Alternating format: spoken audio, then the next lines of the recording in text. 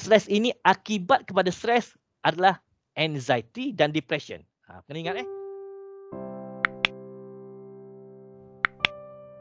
Jangan bimbang, saya nak beritahu penonton sekalian, mudah je nak memahami stres, antara perbezaan stres dan depression yang saya beritahu ni.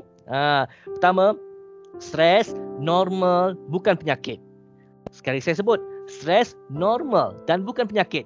Tapi bila depression ia tidak normal dan ia berpenyakit. Pertama, boleh tahu boleh faham Yang kedua, apa beza antara stres dengan depression? Stres dia melibatkan masa jatuh itu hanya singkat saja, sehari dua je. Tapi depression adalah masa yang berpanjangan. Berpanjangan. Itu yang kedua. Tentang masa. Tadi tentang normal, yang kedua tentang masa. Yang ketiga, orang yang stres dia hanya ganggu gaya hidup. Maksud saya macam ni lah, gaya hidup macam kita tak senang hati kan, gaya hidup kita serta macam susah, gaya hidup kita berubah sikit je.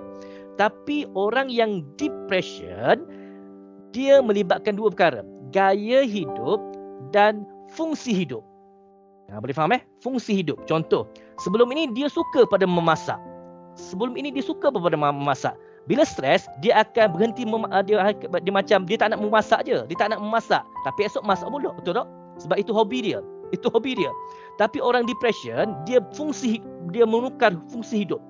Sebelum ini dia suka masak, tapi bila depression, dia memang tak akan masak selama-lamanya. Contoh, dia tak akan masak dia. Itu mengubah fungsi hidup. Depression.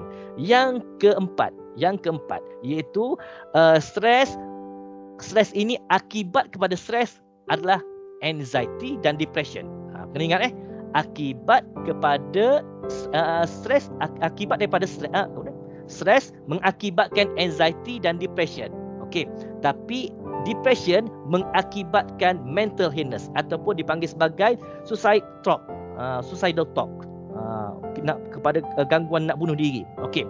Yang terakhir, saya nak beritahu penonton sekalian, kalau stres dia perlukan sokongan dan dia perlukan kepada rawatan dalam sudut bimbingan sahaja.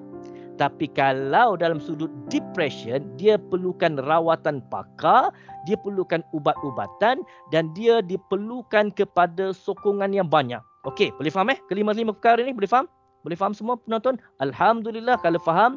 Itulah persoalan yang ditanya oleh Puan Norma antara stres dan depression. Terima kasih.